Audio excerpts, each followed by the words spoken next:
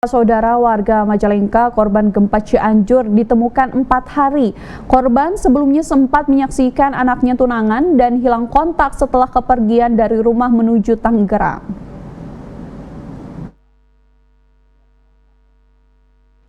Seorang korban bencana gempa Cianjur, Asep Rudi Hendra, warga desa Dawan, Kecamatan Dawan, Kabupaten Majalengka, dimakamkan Sabtu malam. Warga menyambut kedatangan jenazah, mensolatkan hingga menguburkan ke liang lahat di TPU setempat. Korban hendak bekerja di Tangerang sebagai konsultan proyek dinyatakan hilang kontak pada Senin kemarin saat sedang istirahat di res area wisata Tapal Kuda sewaktu terjadi gempa di Cianjur. Pihak keluarga mendapat kabar dari Polsek Dawan yang memberitahukannya pada Jumat pagi. Hasil musyawarah pemerintah desa dan keluarga akhirnya menjemput korban menggunakan mobil ambulan untuk dievakuasi dari Rumah Sakit Sayang Cianjur. Kepala Desa Dawan Abdul Rohiman Baihaki mengatakan korban langsung dimakamkan. Tadi pagi Pak, sekitar jam 6-an dari Kanit Polsek Dawan. Ada kabar datang ke sini langsung ke rumah dukanya. Itu dalam kondisi meninggal? Sudah meninggal. Saat sekarang korban lagi dijemput atau gimana? Iya, sekarang korban sedang menuju ke sini dan mungkin nanti langsung dimakamkan, tidak ke rumah duka dulu. Istri korban, Siti Solihat, menjelaskan korban meninggal sempat dirawat di Rumah Sakit Sayang Cianjur. Kedatangan korban pukul 21.00, warga dibantu TNI Polri mensolatkan hingga menguburkan jenazah sampai ke liang lahat. Edward Spendi, TVRI Jawa Barat melaporkan.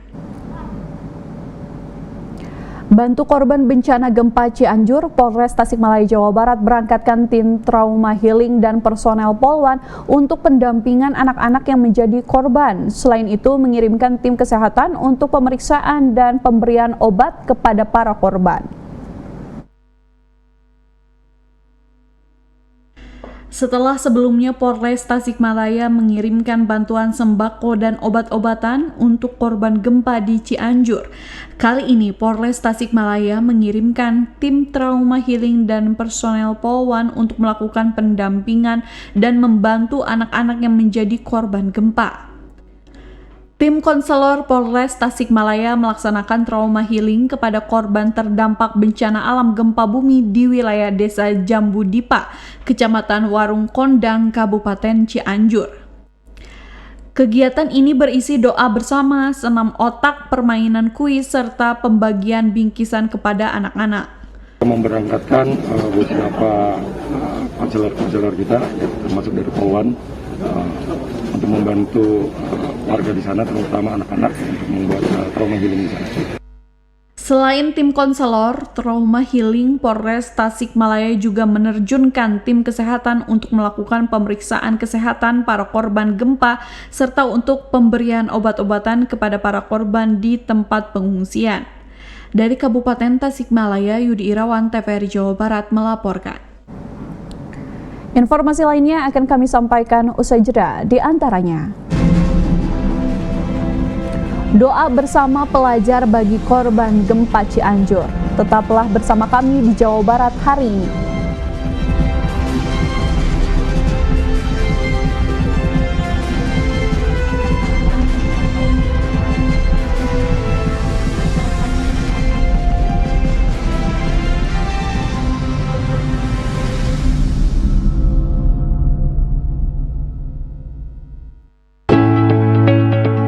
Disperindak Jabar meningkatkan daya saing industri dan peran perdagangan dalam perekonomian Jawa Barat. Sebagai unit kerja Disperindak Jabar, BPSMB KTG Bogor turut berkontribusi dengan melaksanakan pengujian mutu barang keramik dan tabung gas, pengujian barang kemasan, kalibrasi, dan sertifikasi produk.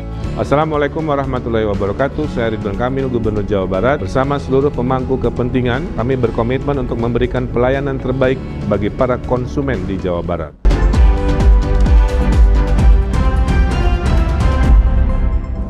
Terima kasih saudara, Anda masih menyaksikan Jawa Barat hari ini. Kita lanjutkan ke informasi berikutnya. Bentuk keprihatinan pada korban bencana gempa Cianjur, ratusan pelajar gelar doa bersama. Selain itu juga pelajar galang dana untuk meringankan beban yang tertimpa musibah. Sebanyak 1.239 siswa Seman 1 Raja Galuh, Kabupaten Majalengka, Jawa Barat beserta guru menggelar tahlilan doa bersama untuk korban yang terkena musibah bencana alam di Cianjur. Tahlilan digelar di lapangan upacara dengan penuh hikmat. Banyaknya korban meninggal dunia yang mencapai 268 korban jiwa membuat beberapa siswa dan tenaga pengajar bersedih saat memimpin tahlilan. Selepas menggelar tahlilan, sejumlah siswa membawa kardus berkeliling di area lokasi untuk menggalang dana yang nantinya akan dikirimkan secara langsung kepada korban musibah bencana. Diselenggarakan kegiatan doa bersama tahlilan sebagai bentuk simpati dan empati keluarga besar SMA Negeri 1 Raja Galuh terhadap saudara-saudaranya yang ada di Cianjur sana yang pada hari kemarin mendapatkan musibah gempa bumi. Pihak sekolah berharap para keluarga korban bisa menghadapi musibah yang terjadi dan keluarga yang ditinggalkan diberikan kesabaran. Edward Swendi, TVRI Jawa Barat melaporkan. Akibat gempa yang terjadi di Cianjur mengakibatkan gedung FKIP dan gedung perpustakaan di Universitas Surya Kencana Cianjur mengalami kerusakan parah. Akibat gempa tersebut, kerugian ditaksir mencapai 2 miliar rupiah.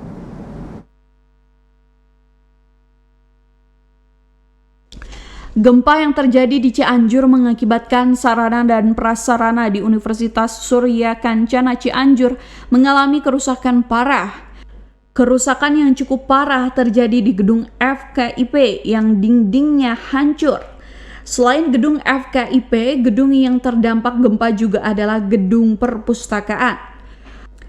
Rektor Universitas Surya Kencana, Dwija Priyanto menyatakan kegiatan belajar mengajar di kampus saat ini sementara dihentikan. Pembelajaran sementara dilakukan secara online. Menurutnya kerugian akibat gempa ditaksir antara 1,5 miliar sampai dengan 2 miliar rupiah.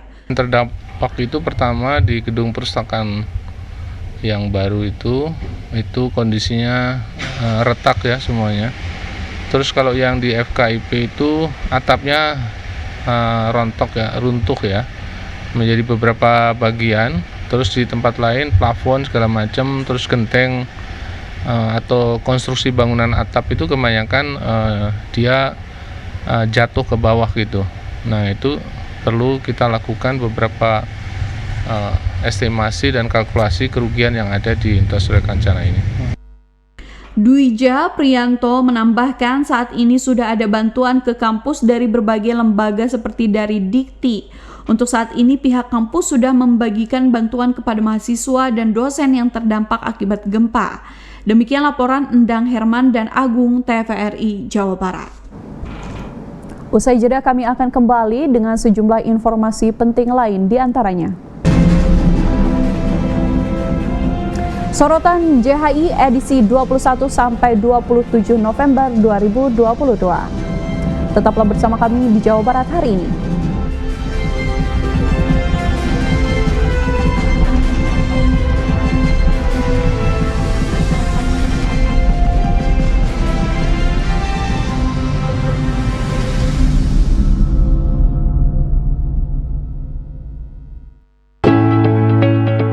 Disperindak Jabar meningkatkan daya saing industri dan peran perdagangan dalam perekonomian Jawa Barat. Sebagai unit kerja Disperindak Jabar, BPSMB KTG Bogor turut berkontribusi dengan melaksanakan pengujian mutu barang keramik dan tabung gas, pengujian barang kemasan, kalibrasi, dan sertifikasi produk.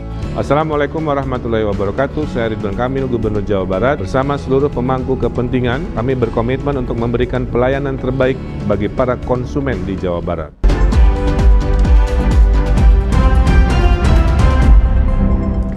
Terima kasih saudara, Anda masih menyaksikan Jawa Barat hari ini. Saudara, berbagai berita dan informasi seputar Jawa Barat yang menjadi topik hangat setiap harinya selama sepekan terakhir dari kanal Berita Jawa Barat hari ini edisi 21 hingga 27 November 2022 akan kami rangkum dalam sorotan JHI sepekan. Berikut kita ikuti laporannya.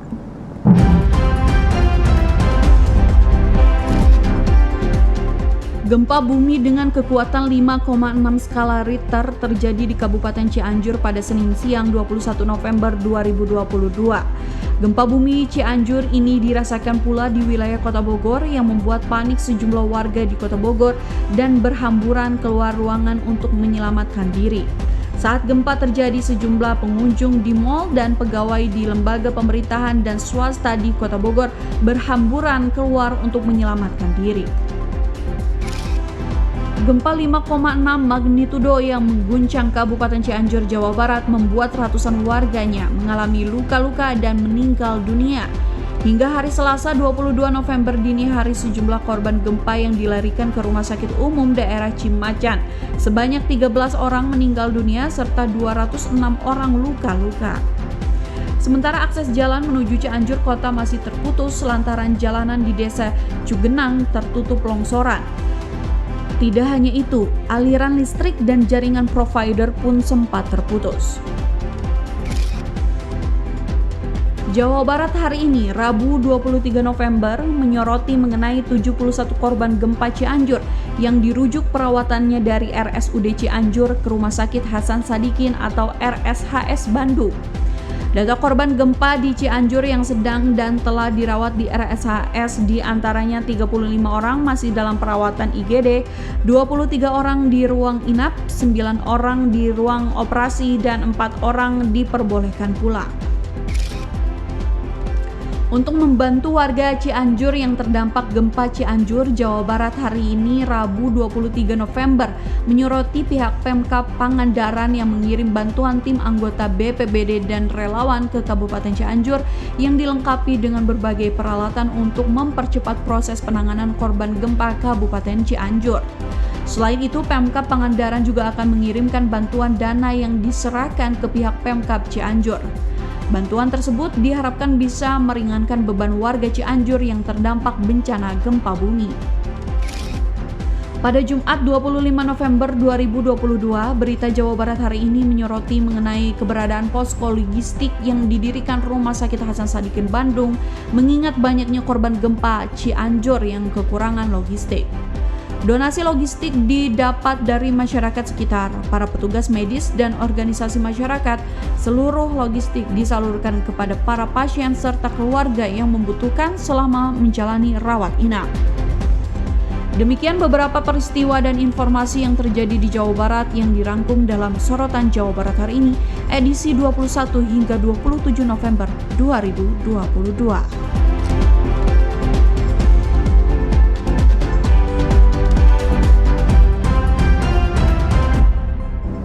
Ya saudara, kami akan kembali dengan sejumlah informasi penting lainnya, di antaranya upaya turunkan angka stunting. Tetaplah bersama kami di Jawa Barat hari ini.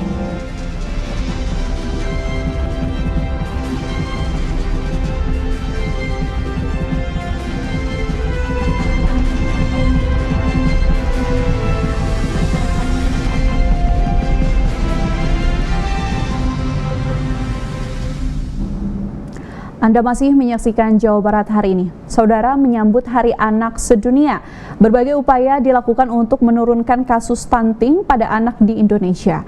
Pemerintah menargetkan angka stunting dapat turun 14%.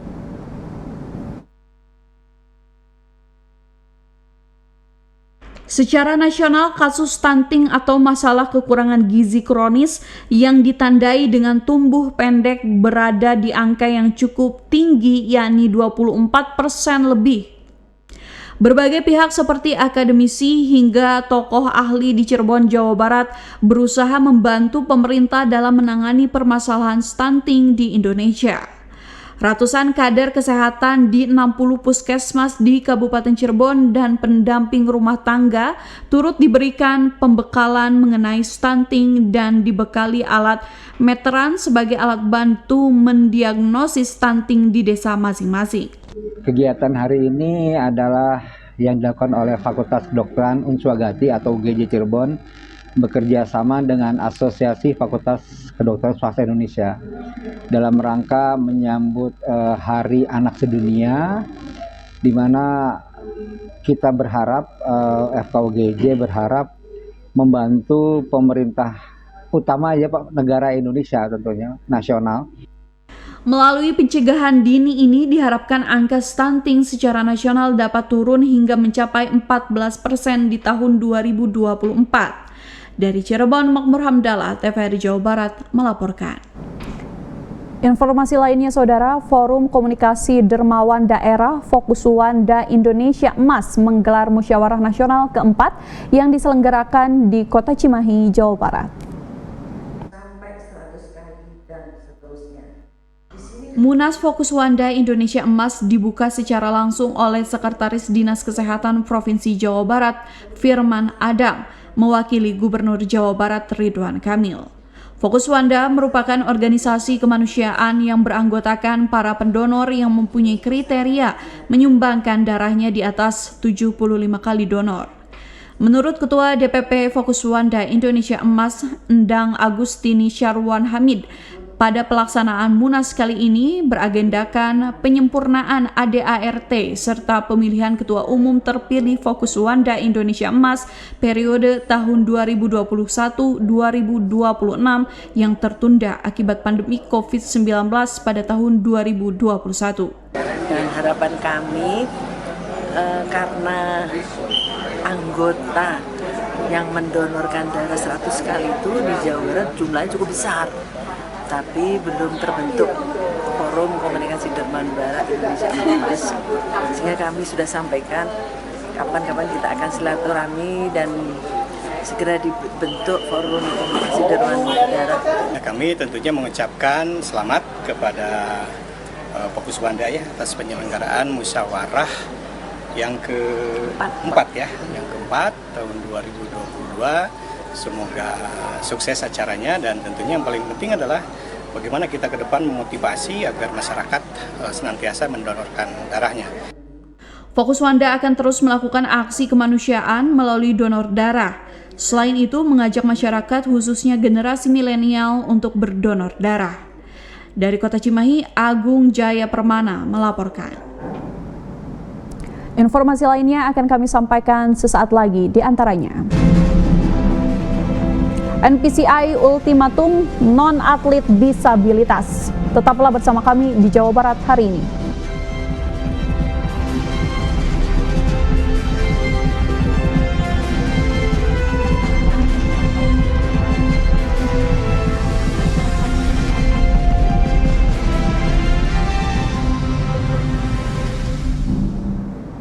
Terima kasih Anda masih menyaksikan Jawa Barat hari ini, Saudara. Kita lanjutkan dengan informasi dari dunia olahraga.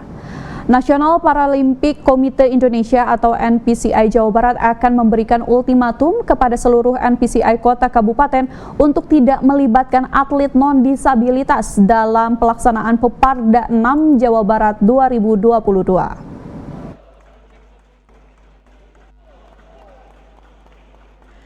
Ketua NPCI Jawa Barat Supriyatna Gumilar menyatakan pihaknya bakal mengambil tindakan tegas hingga pembekuan kepengurusan Pengcap apabila ditemukan adanya non-disabilitas mengikuti ajang Peparda 6 Jawa Barat.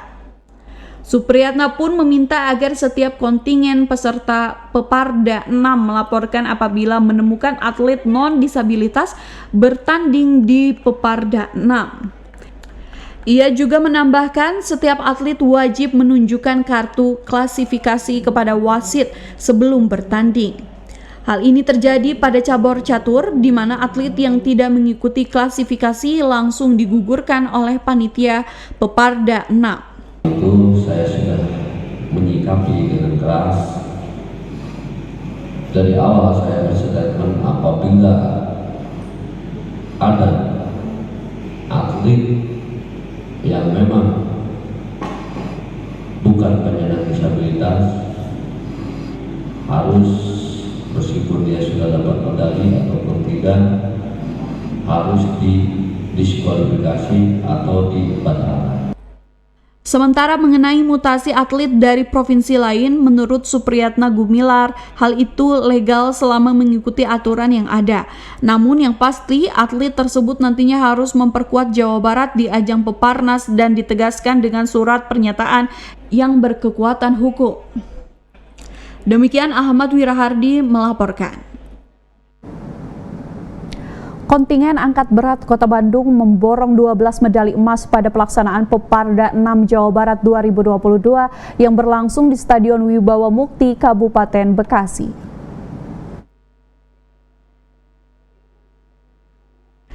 Dari 20 nomor pertandingan yang digelar pada hari pertama, lifter-lifter Kota Bandung merebut 12 medali emas. Di antaranya diperoleh dari kategori putri dan 4 kategori putra. Untuk kategori putri, Eis Fitri yang turun di kelas 55 kg menjadi penyumbang medali emas pertama dengan total angkatan seberat 221 kg serta angkatan terbaik seberat 76 kg. Eis berhak atas 2 medali emas. 6 medali berikutnya diperoleh Sebrioni yang turun di kelas 67 kg, Dina Mariana kelas 86 kg, dan Ratna Dewi kelas over 86 kg. Dari kategori putra, Wawa Gunawan yang turun di kelas 65 kg putra, serta Ilham Wahyudi kelas plus 107 kg memberikan kontribusi 4 medali emas bagi Kota Bandung. Sementara DDS yang tampil di kelas 72 kg dan Ono Saifuddin kelas 86 kg memberikan kontribusi 2 medali perak dan 2 perunggu. Kita tidak bicara banyak untuk target ya. Hari ini kita bisa 10, hari Jumat Sabtu kita maksimalkan lagi, semaksimal mungkin kita berjuang untuk NPC Kota Bandung.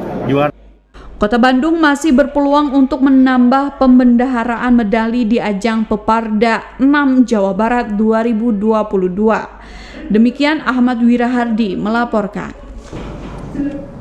Ya, saudara, 5 cabang olahraga berhasil mempersembahkan gelar juara umum bagi kontingen Kota Bandung pada ajang Peparda 6 Jawa Barat 2022 yang sedang berlangsung di Kabupaten Bekasi. Kelima cabang olahraga yang menasbihkan diri sebagai juara umum bagi Kota Bandung tersebut yaitu blind judo, goalball, voli duduk, tenis meja, dan catur. Dari cabur blind judo menyumbangkan 13 medali emas, 13 perak, dan 10 perunggu. Voli duduk menyumbangkan 2 emas. Goalball 1 emas dan 1 perak. Tenis meja 10 emas, 9 perak, dan 14 perunggu, serta catur 12 emas, 7 perak, dan 5 perunggu. Begitu pula cabur tenis lapangan kursi roda yang berhasil mengumpulkan 1 medali emas, 1 perak, dan 5 perunggu. Untuk cabur panahan hingga hari terakhir telah mengumpulkan 2 medali perak dan 2 perunggu. Sementara itu cabur angkat berat juga telah menyumbangkan 23 medali emas, 4 perak, dan 8 perunggu. Begitu pula cabur atletik yang sudah menyumbangkan 11 emas, 7 perak, 2 perunggu. Dan renang yang baru mengumpulkan 1 emas, 3 perak, dan 3 perunggu. Untuk cabang olahraga angkat berat, atletik, dan renang masih berpeluang menambah pembendaharaan medalinya karena masih ada beberapa nomor pertandingan yang digelar pada hari Minggu dan Senin. Ahmad Wirahardi melaporkan.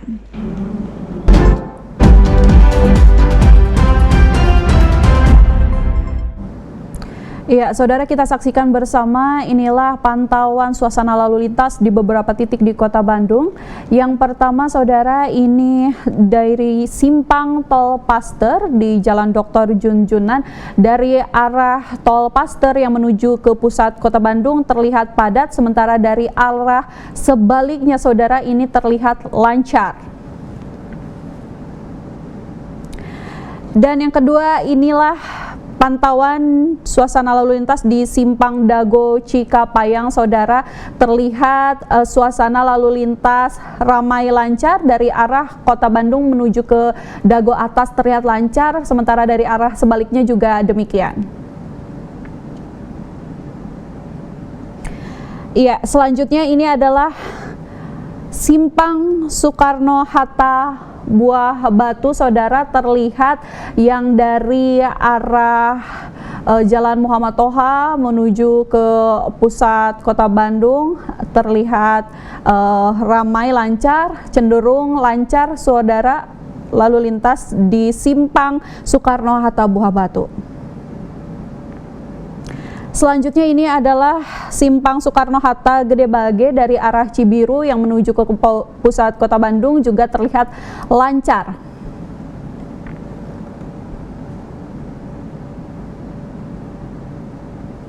Ya saudara, informasi pantauan suasana lalu lintas di beberapa titik di Kota Bandung tersebut sekaligus menutup perjumpaan kita pada sore hari ini. Saya Astri Nurhayati bersama seluruh kerabat kerja yang bertugas pamit undur diri. Terima kasih atas kebersamaan Anda. Wassalamualaikum warahmatullahi wabarakatuh. Sampai jumpa.